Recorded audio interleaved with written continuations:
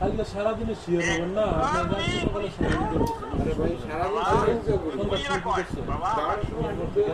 সাইকেলটা কই গেল কে নিল এটা উদ্দেশ্য করা লাগে না আমি যখন বাড়ি গেছি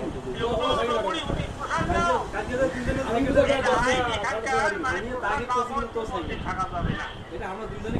সাইকেল সারা কাম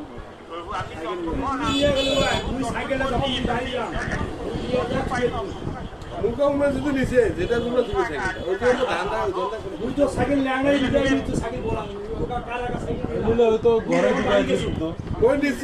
নিয়ে গেছে আমি যখন বাড়ি যাই সাইকেল মুখে খাড়াই আছে তখন কার কাছে আমি হাতে গোলা বললাম